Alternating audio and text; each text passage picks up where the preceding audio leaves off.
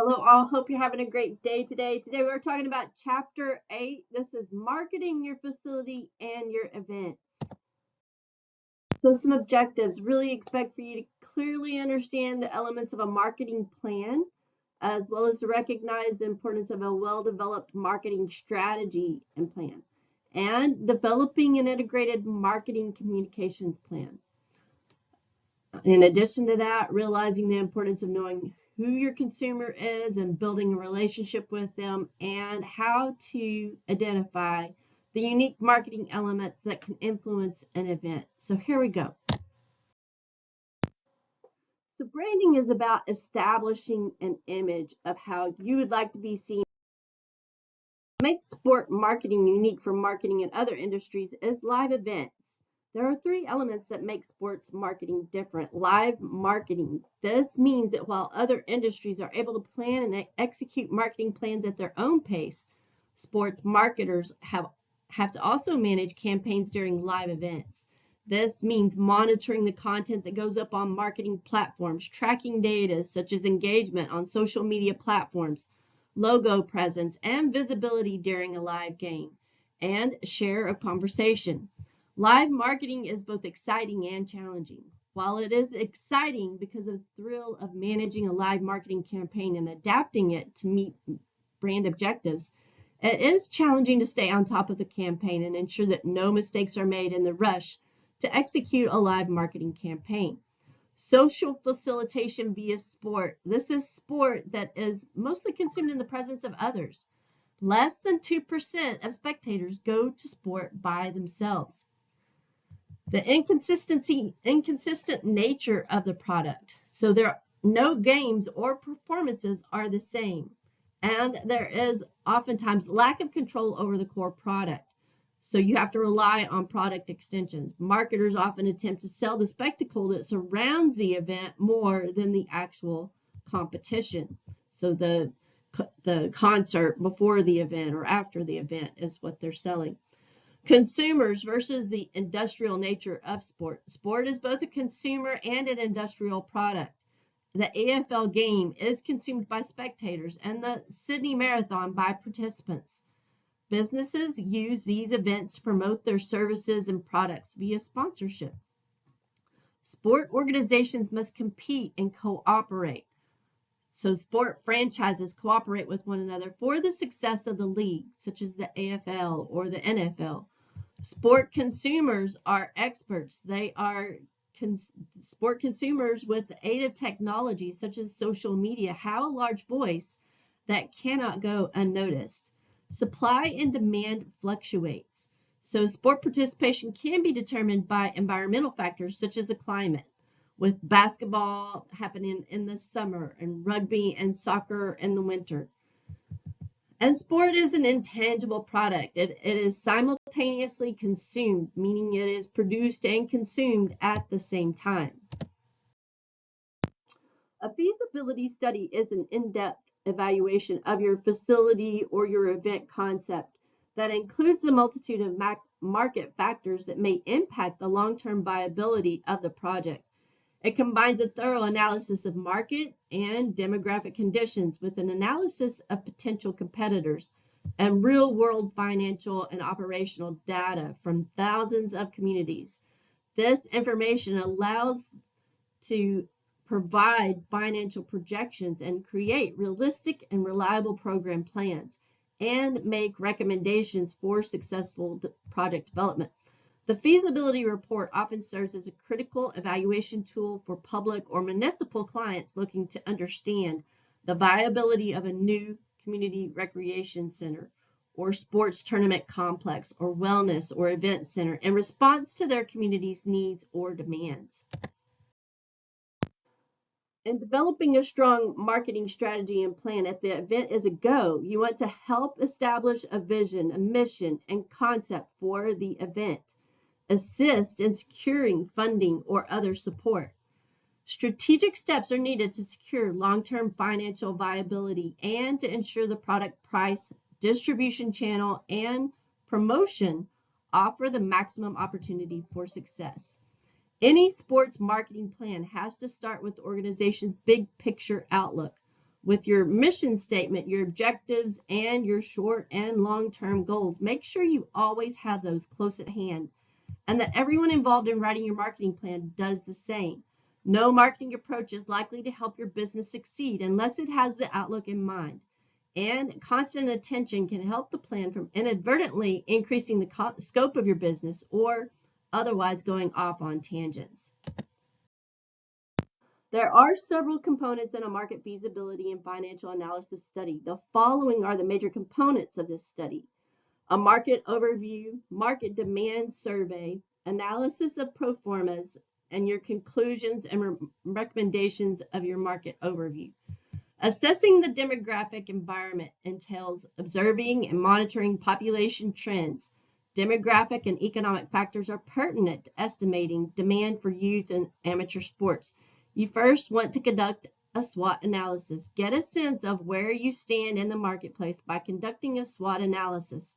Record the strengths, weaknesses, opportunities, and threats that your business faces, and assess both the internal and external forces that will affect you going forward. That will help you determine what avenues could lead to increased success and what could derail operations if not mitigated or connected or corrected. Make sure to consider the larger entertainment industry as well as your sport-specific rivals in this, as it will provide a more accurate representation of the fight for your customers' time and money. This should also remind you who your target audience is. Something to remember when deciding on the best strategy to reach your customers. You want to differentiate yourself. One of the key ways to successful marketing strategy is to position yourself as a unique in the mind of your customer base. Your business has a value proposition that is different from anyone else. Accentuate that in your marketing materials to stand out from the crowd. Set objectives. It may seem obvious, but don't forget to record what you're hoping this marketing plan will accomplish. Set specific measurable goals, whether they relate to an expanded customer base, increased profits, brand awareness, or most likely a combination of several factors. The more clearly you indicate where you hope to go with the plan, the better the chance that it will take you there. Determine strategy. There are countless advertising platforms available, from traditional media to billboards to social media. Ask yourself what is going to reach your target audience and compose your marketing strategy accordingly. You'll likely find that a combination of any or all of these will be the best option for you, but make sure your action plans reflect the different realities of each. You'll reach a different audience with billboards than you do with Facebook, so adjust the message, timetable, and budget accordingly. And evaluate and adjust. Sports marketing plans are not designed to be set in stone. Look at your metrics on a regular basis and assess how well the plan is tracking back to its objectives. If some strategies are working better than expected, resources can be reallocated there to make sure the momentum continues. If others are failing to resonate, those approaches can be altered for something more likely to succeed. Critical success factors can be identified in the feasibility analysis. This objective is to determine whether the proposed facilities and the commercial concession services are of an investment scale by which a capable private operator could achieve economic success, as well as offer good quality services and facilities at reasonable prices to the public, and most importantly, from the investor's perspective, meet financial obligations. This can assist the potential investor and potential lender to make the go or not go decision on the project and the investment.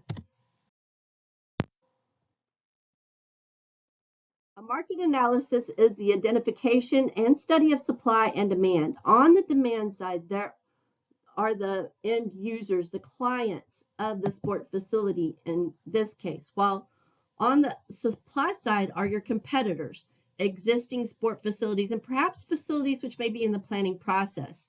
So, in looking at your demographic and economic situation, event activity at the proposed sports complex could potentially include a broad range of indoor sports and individual activities.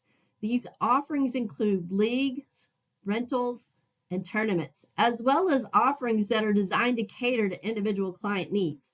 Typically, tournament organizers who would be interested in using the facility place more emphasis on accessibility, quality of facilities, and surrounding infrastructures.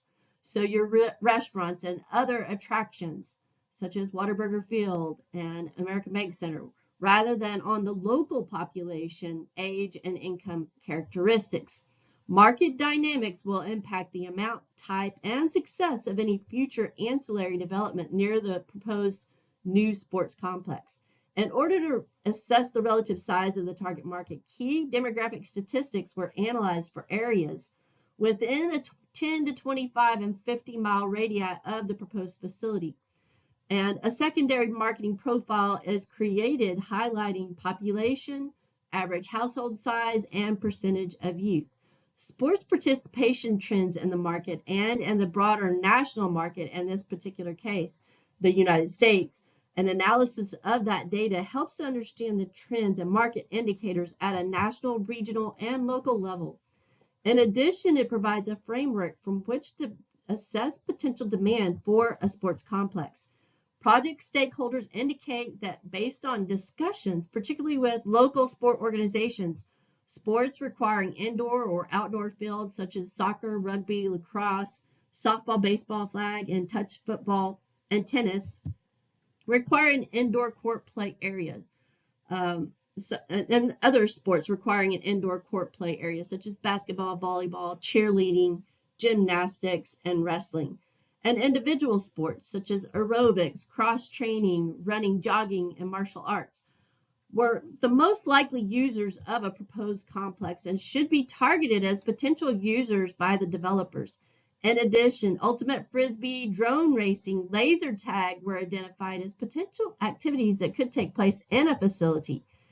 So after reviewing primary and secondary data and analysis of market trends and financial projections around a project, it is felt that a facility is viable and a realistic investment. Then the lead lender and investor can discuss and determine whether it is something that is sustainable and to move forward with that event. Sports landscapes are playing an increasing role in urban development in the United States, remaking central cities as economic activities like manufacturing have declined in recent decades. Since the early 1990s, a stadium building boom has reconstructed urban environments to emphasize tourism and entertainment. New sports facilities have contributed to filling a post-industrial economic void, modifying city skylines and promoting positive urban identities. In general, political leaders and urban planners across the United States hope to recreate dense, walkable cities that are home to unique neighborhoods full of independent stores and unique restaurants. The use of sports infrastructure to modify a city's urban landscape has intensified since the early 1990s, shaping an evolving sports entertainment district. Encouraging functional neighborhoods, employment stability, and vibrant downtown mixed-use districts become part of a larger campaign to project new, positive images. Multiple real estate tax abatements, other tax waivers, as well as government assistance with infrastructure costs. Stadiums with natural grass fields, unique architectural details, downtown locations, and a design open to the city characterizes these ballparks that attempt to link with the urban histories around them. Pedestrian-friendly, mixed-use, dynamic, vibrant, 24/7 neighborhoods that complements fan amenities, creating a functional neighborhood with a sense of community. So designing a combination of a ballpark, shopping mall, and theme park, mall parks, represents a new type of urban place in and around stadiums that maximizes the economic activity of sports fans and promotes positive images of the host city. Opportunities for fans to frequent nearby shops and restaurants, and attractive outdoor space for public use even on non-game days. Diverse cultures, iconic neighborhoods, economic growth, and cultural renaissance. And new stadiums proponents argue will attract tourists, encouraging new businesses and jobs, expanding the income base, and make central cities places to work and live. A market analysis assesses whether the value of the project equals or exceeds the development and operational costs. The analysis determines the value of the proposed project by reviewing revenue, operational costs, expenses, principals and interest, and the net income. Specifically, the analysis seeks to ascertain whether the facilities and commercial concession services are of investment scale by which a capable private operator could achieve economic success, as well as offer services and facilities at reasonable prices to the public and meet financial obligations. Feasibility studies must be completed meticulously so they generate appropriate and relevant information that will help stakeholders make informed decisions. Ideas are great, but they are only as great as their implementation. While the financial analysis may be one of the most intimidating parts of a feasibility analysis, it is one of the most vital. If a community wishes to build an outdoor-indoor sports facility, it may not have a clear picture of the construction costs. While a feasibility study helps an organization understand key sustainable factors, facility costs, as well as its revenue earning potential, the financial analysis will add significant value in determining if the resources needed to complete a project or to a right size a project are available. The financial analysis includes an overview of business financials and projections for growth. The goal is to take a monetary snapshot of the potential of the business and the projections being made. The specific goal is to articulate realistic expectations and identify critical success factors crucial to ensuring sustainability. Often the outcomes of a financial assessment can make an organization potentially more attractive to investors and further reduce risk. In addition to assumptions, components critical to conducting a financial analysis include, but are not limited to, a pro forma income statement of profit and loss, cash flow, balance sheet, sales forecast, and personnel plan. Additionally, they often include business ratios and break-even analysis. Creation of a profit and loss statement, also known as an income statement or pro forma income statement, essentially defines how an organization's business may profit or incur a loss over a certain period of time. The analysis reveals and verifies revenue streams, expenses, costs of goods sold, and gross margins. Typically, gross margins equate to an organization's revenue less the cost of goods sold, while operating income equates to gross margin less operating expenses. An analysis of cash flow helps define the difference between what a profit and loss statement report as income and what an organization's actual cash position may or could be. While the method of accounting, whether it's cash versus accrual, is known to impact cash flow, it is often conducted in conjunction with an analysis of a business's financial position, i.e., an analysis of the balance sheet. Your assets equal liabilities plus equity. In addition, the feasibility analysis should include an assessment of sales and an analysis of projections. And while there isn't a one-size-fits-all kind of sales forecast, they are often associated with needs. For example, as a gym owner, it might be helpful to differentiate between the membership types. Along with each segment of forecasted sales, the segment's cost of goods sold, or COGS, should be included. The difference between the forecasted revenue and the forecasted COGS is the forecasted gross margin. And here you see this is just an example of a SWOT analysis of a youth triathlon event, and showing you the internal strengths as well as the weaknesses and the external opportunities and threats and associated with a triathlon. Of course, weather is one of those things, and the environment as well. Developing a market strategy, you want to first have your mission statement, which is the purpose of the organization or the event, your vision statement of what the organization would like to achieve or accomplish through the organization and the event. And what are your event goals and objectives?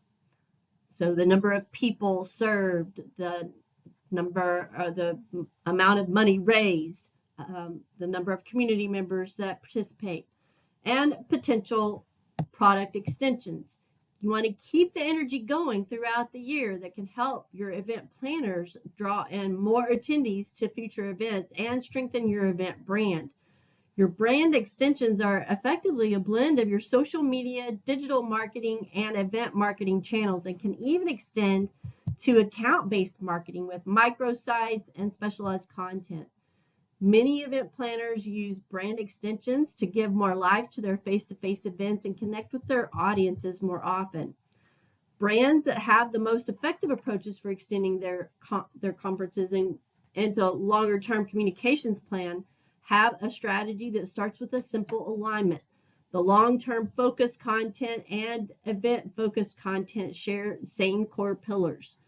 The possibility for brand extensions are endless and include podcasts, webinars, online communities, and chats, smaller roadshow events, video, and more.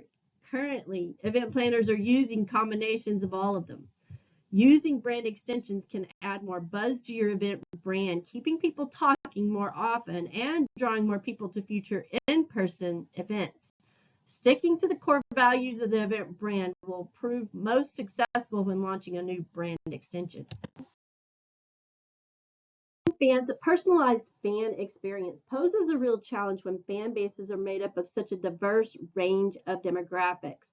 Age, gender, location, behavior, and spending power are just a few factors to consider for sports marketers when creating their campaigns. Demographic segmentation of a fan base helps marketers target their consumers more accurately, consequently enhancing retention and loyalty. So, what is customer segmentation and how can it benefit a sports club? How can segmentation analysis lead to sport marketing strategy? So we'll talk about looking at 5 customer segmentation strategies for the sports industry. Market segmentation is defined as the process of dividing a market into distinct subsets of consumers with common need or characteristics, and selecting one or more segments to target with a distinct marketing mix. Segmenting consumers is an essential task for marketers in their effort to understand the consumer's needs and characteristics and develop targeted marketing strategies. Market also benefits consumers as products and services are then designed to satisfy their specific needs. As a result, consumers will receive better quality of services and will realize higher satisfaction levels.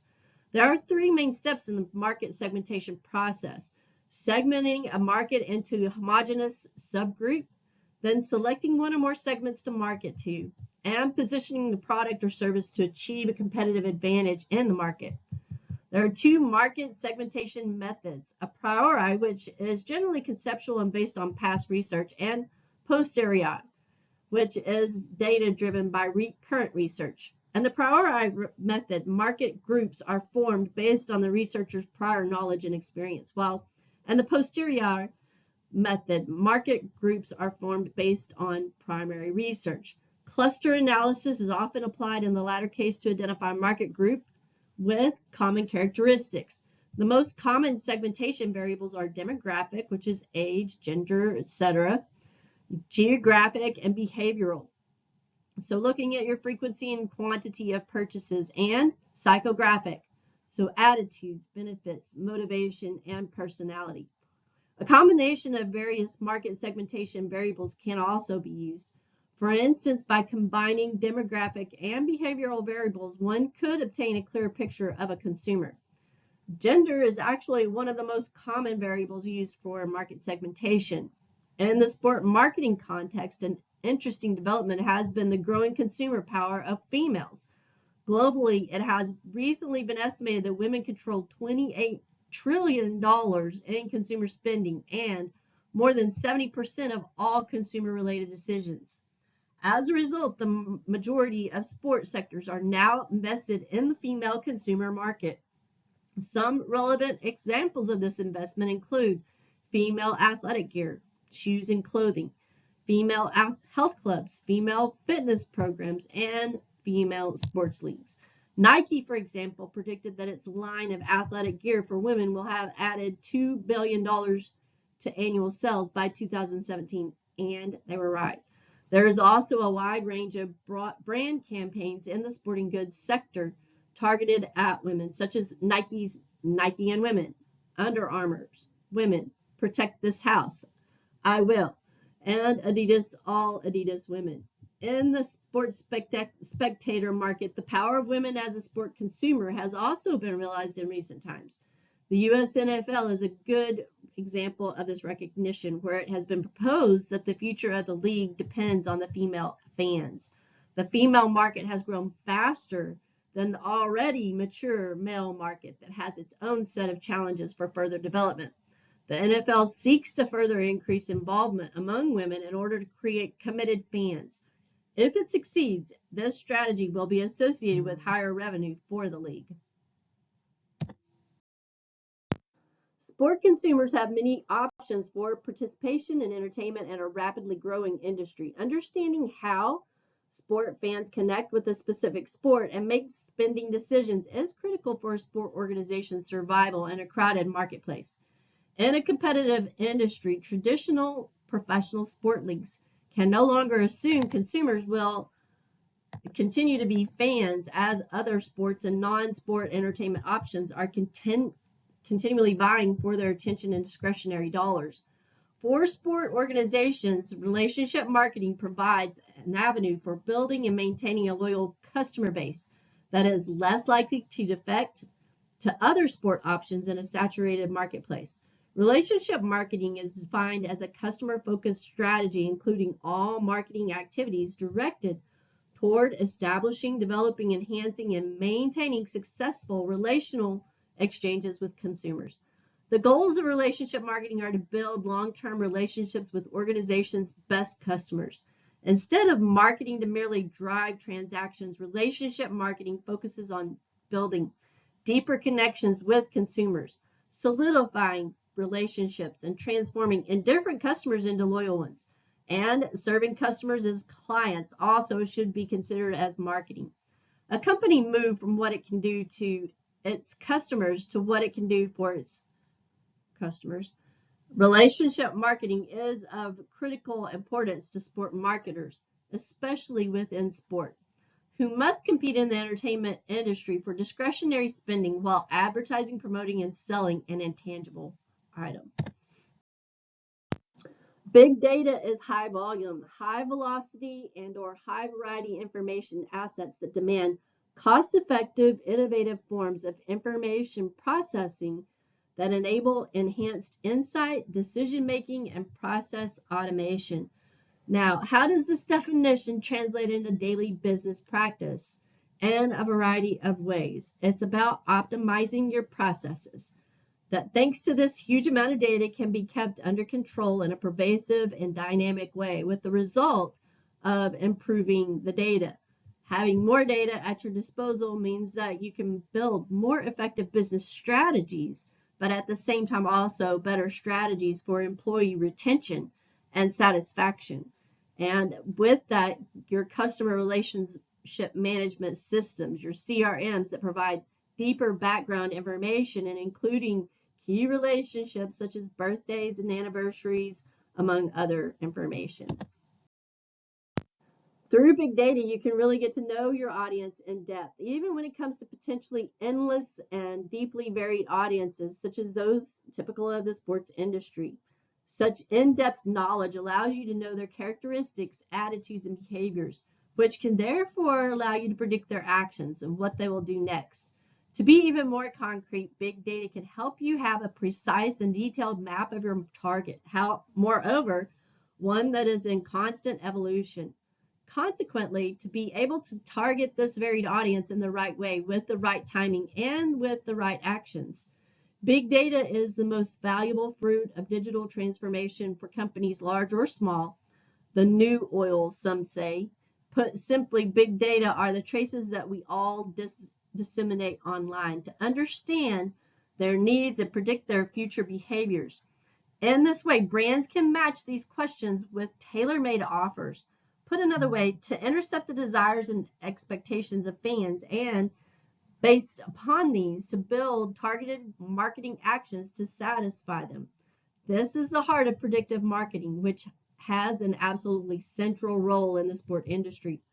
Consider this data from the USA. 97% of Major League Baseball teams are using predictive marketing. 80% of NBA teams or the National Basketball League do the same. Collecting data from individual customers, and based on this data, creating customer-oriented operations in a truly one-to-one perspective. Nike, a giant in the sports sector, has long since realized that personalization is the real turning point for marketing. It has put many personalization operations on track. There are apps like Skinners and Nike ID and Nike Plus programs aimed at individual loyal customers. There are also a specific campaign for the FIFA World Cup 2018 or multichannelmerchant.com. Mark Parker, Nike CEO, recently stated that his company's goal is to be increasingly personal on a large scale. Translated, use the data to treat their millions of clients around the world as unique individuals. Positioning strategies are not the exclusive preserve of consumer packaged good brands. The NFL's strategy, whether deliberate or emergent, illustrates how positioning can be an effective tool in today's sports business. While the affinity of fans rests primarily with the teams, an effective NFL brand positioning ensures a certain prestige by association for all the competing teams. Look no further than the UEFA Champions League in football for an equally successful brand positioning strategy, and as a result plays a key role in creating value for team owners, a core objective of the league. At the risk of sounding a bit hard-nosed here, it is important to emphasize that value can't be created for team owners or any other group without consistently delivering an attractive product that the fans will come back to time and again. To be effective and positively influence a potential customer's perception, in this case a fan, a sponsor, or broadcaster, a brand's positioning must be unique, credible, and relevant. This is where knowing your audience becomes critical. You won't sell to every subgroup, so you're going to have to choose. We recommend looking beyond market share and aligning with the group most loyal to your brand. It's not enough to know your audience. Before taking a stand in your creative, you need to know who you are as a brand, and this requires some soul searching on the part of your company. What do you believe? And if it doesn't match the opinions of your most loyal subgroup of fans or consumers, are you comfortable aligning your brand with them? In creating strategies to stand out in a highly cluttered sport marketplace, you really want to define and distinguish your unique experience. Create an enticing brand from start to finish and cultivate a loyal community. So you have to contrast your product or key features and benefits against the shortcomings of your competition and grab the unoccupied out there by filling a gap that the competition has not yet secured, and reposition your product, creating exclusivity. So one of the things that Corpus Christi Sports Commission is doing right now is really looking at where they fit into the mix of things. And so with that, one of the things that we have that other people don't is that we have water, and they're really wanting to capitalize on that. And it doesn't require building of great big facilities and softball fields and indoor facilities and things along that line. It's water. And so we were talking about kiteboarding events, different kayaking and things along that line that, again, don't require an awful lot of facilities. So that's just one example. Consumer-based pricing, like Consumer Insight, is built around consumers who have a strong interest in a product category. Specifically, pricing is set with regard to how much these consumers will be willing to pay for a particular product. Far too often, sports product companies do not include the consumer in their pricing. Instead, many companies use cost-based pricing and desired margins to set their prices, but these prices have nothing to do with what consumers would pay for the product. While cost-based pricing provides the desired margin and a large share of the sample consumers, the price that the company sets has nothing to do with the amount of consumers would pay. As a result, the product could be underpriced, which would mean lower margins, or overpriced, which would translate to a lower volume sold. An alternative approach is consumer-based pricing. This pricing process focuses on consumers and their needs and assessments of brand features relative to competing brand features. Cost-based pricing sets a floor price for desired margins. Consumer-based pricing checks to see if consumers would value the product at a higher price, which would yield a higher margin and higher brand gross profit. Using consumer input on the amounts that consumers would be willing to pay, a company can create a consumer price curve. This array of buy prices and consumer volume enables the company to find the combination of volume, price margin that would produce the best opportunity for profits. The consumer price curve provides additional consumer insights that can be used to build a product line price strategy that captures higher overall margins than a single product price position. Place becomes the most important element of the marketing mix when marketing facility-dependent sport services. Place is considered from 3 points of view. Place as a temporal and spatial concept from an anthropological point of view and from contemporary sport spectators' point of view. The global marketplace for place branding has never been more competitive. Places, both established and emerging, are under increasing pressure to attract and retain residents, tourists, and investors in a rapidly globalizing and fragmenting marketplace. The demand for the most effective place branding building strategies has never been greater, and for many places with only a limited amount of resources, difficult choices must be made on which brand strategies to implement. Sports can provide places with both tangible and intangible benefits. Sports receive widespread free media coverage, which generates valuable visibility that can attract tourists, residents, and investors at a low cost. Sports also stimulate an emotional heat between the participants and the audiences that can symbolize the energy, vigor, and strength of an emerging nation in ways that eco-branding, museums, and other cultural attractions cannot. Another benefit is that sports provide the local residents and companies and institutions considering relocation with an environment of variety and competition that promises an engaging place to live.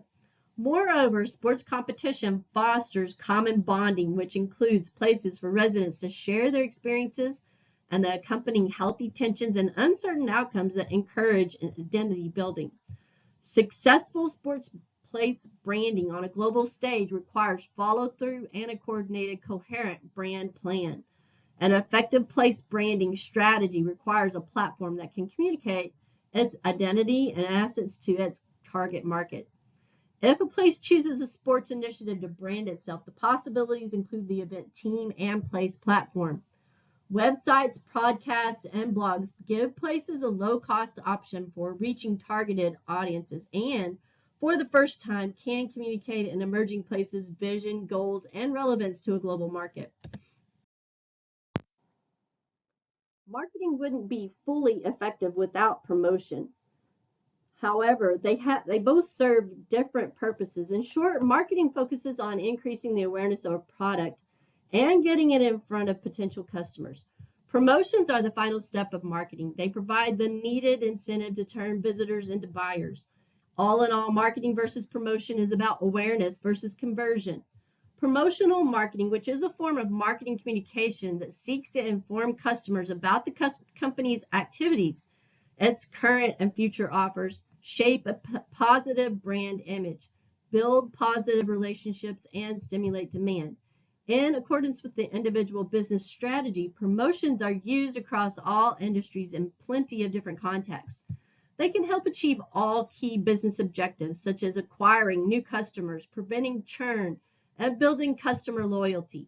In short, promotion marketing helps to present your product, stimulate demand for it, and build an appropriate differentiation strategy. The easiest way to understand promotion marketing is to imagine it is a conversation between a seller and a buyer. The seller tries to convince the buyer to purchase a product or service through the use of promotions. What these promotions might be usually promotions denote incentives and special offers and rewards. In marketing, we can differentiate more than 6 promotional types. There's personal selling, which is one-on-one communication with customers. expensive in terms of time and resources, but tends to be the most profitable out of all promotions. Advertising are those targeted messages that boost brand awareness among current and new customers.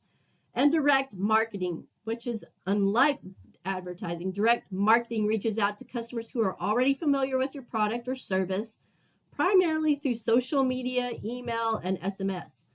Public relations are used to build a constructive brand image, and lobbying is used to influence public opinion. Merchandising is influencing the customer's behavior through the appropriate presentation of the store and the offered products in order to increase sales. And then sales promotions, which are used to stimulate demand through various incentives, such as discounts, cashback, free shipping, and gifts, and more. These all make up your promotional mix and help you to communicate your desired message and image about your product and create awareness and help to educate your consumer and persuade them to buy your product. Integrated marketing communication can be defined as the process used to unify marketing communication elements such as public relations, social media, audience analytics, business development principles, and advertising into a brand identity that remains consistent across distinct media channels. It allows public and private organizations and businesses to deliver an engaging and seamless consumer experience for a product and or service, and to optimize an organization's image and relationship with stakeholders. Professionals with a background in integrated marketing communications might pursue employment throughout the marketing and communications industries in areas such as social media marketing, digital media, journalism, market research and consulting, public relations, nonprofit and government, entertainment, television and radio, and other related fields. By using IMC theories and strategies, marketing specialists, public relations directors, brand managers, digital media associates, social media marketers, and other media professionals can create, execute, and track multi-channel advertising and communication strategies that target and influence specific audiences. IMC's influence can be seen throughout modern society in website display advertisements, enterprise blogs, search engine optimization, newspaper editorials, outdoor billboards, magazine advertisements, and more. The increasing reliance on many companies on data-driven and multifaceted marketing strategies instead of general mass media marketing has led to an increase in both bachelor's and master's programs in integrated marketing communications that teach students how to coordinate between marketing and public relations, build a brand social media presence, and leverage consumer attitudes, shopping patterns, and buying preferences to deliver impactful advertisements and brand messaging. Guerrilla marketing is a marketing tactic in which a company uses surprise and or unconventional interactions in order to promote a product or service. Guerrilla marketing is different than traditional marketing in that it often relies on personal interaction, has a smaller budget, and focuses on smaller groups of promoters that are responsible for getting the word out in a particular location rather than through widespread media campaigns. So it's creating a use of novel or unconventional methods in order to boost sales or attract interest in a brand or business. It often is low or no cost and involves widespread use of more personal interactions or through viral social media messaging. This marketing method has increased in popularity with the use of ubiquitous mobile and connected technologies that can amplify messaging and focus on target groups of consumers. Some consumers may be more attracted by guerrilla marketing campaigns as they may be more interesting and daring. Others can be turned off by the approach of ambush marketing or other disruptive techniques. There are many kinds of guerrilla marketing. Some examples include viral or buzz marketing. Buzz marketing is a marketing technique that focuses on word of mouth distribution. Often deployed in social media, this strategy relies on one user sharing content from a company with their social network, friends, or family. Instead of trying to generate excitement by itself, guerrilla marketing relies on customers to organically raise awareness of a product or company. Stealth marketing is a low-cost strategy that strives to market to a customer without the customer realizing they are being marketed to. Consider the last time you watched TV. Although you may not be fully attentive during commercials, companies that deploy TV advertisements may be attempting to market products to you without explicitly realizing it. Ambient marketing is a guerrilla marketing technique that strives to blend into a natural environment, as opposed to a more explicit form of advertising. Ambient marketing, such as promotions on a bus bench, instead of creating a guerrilla marketing campaign that obviously sticks out, some marketing departments may strive for more subtle guerrilla marketing campaigns to minimize the risk of turning off customers. Imagine watching a sport event and seeing several advertisements of companies that sponsored the event. In many cases, companies may try to employ coattail marketing, which entails appearing like a sponsor, although they are not. Popular within event sponsorships, ambush marketing is often employed as a guerrilla marketing strategy by companies looking to save money yet capitalize on a major event that is occurring. And projection advertising entails placing large, captivating ads, often on the sides of buildings or bland walls. This style of guerrilla marketing often allows companies to personalize promotions, especially for events, instead of a more permanent form of advertising that requires capital investments or long-term agreements.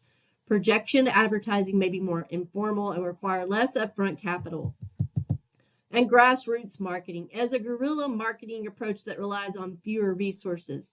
Companies that embrace grassroots marketing often employ low-cost marketing strategies that rely on people's time, such as handing out flyers, as opposed to larger marketing strategies. Often employed by local or small companies, grassroots marketing is a more simplistic strategy to embarking on a marketing campaign. The goal of guerrilla marketing strategy is usually to spend less money.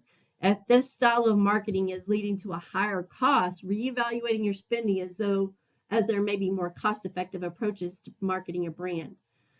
Some pros of guerrilla marketing are management often embarks on guerrilla marketing because it is usually a budget-friendly option. Instead of needing to deploy lots of capital, guerrilla marketing is often less expensive than other marketing campaigns. Your startups, local businesses, or companies with less corporate restrictions often deploy guerrilla marketing techniques because this method allows for greater creative capacity.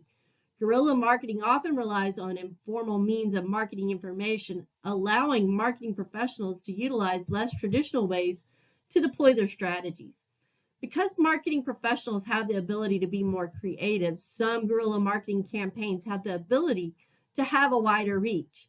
Not only does this have the opportunity to be more profitable than other campaigns, marketing professionals may find guerrilla marketing campaigns more desirable and fun to deploy.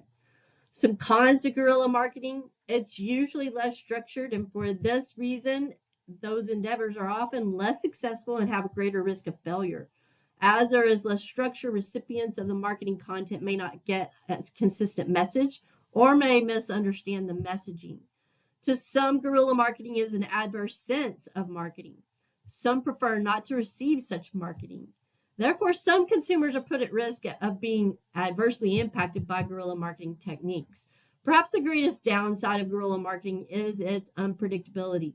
Because there is less structure, marketing professionals may not be able to collect metrics to gauge whether the campaign is successful, and may also use untraditional guerrilla techniques that the company is unsure will be successful. Some pros: it is often a less expensive option compared to other marketing campaign techniques. It does allow for greater creativity and may reach a broader audience compared to traditional marketing campaigns. It may be more fun for marketing professionals to embark on. Some cons are, of course, the less structure that leads to less successful endeavors and may not deliver consistent messaging, and it may be a turnoff by some individuals, and more unpredictability due to difficult to track or collect data for. These are my references. Look forward to talking with you again soon. Have a great day.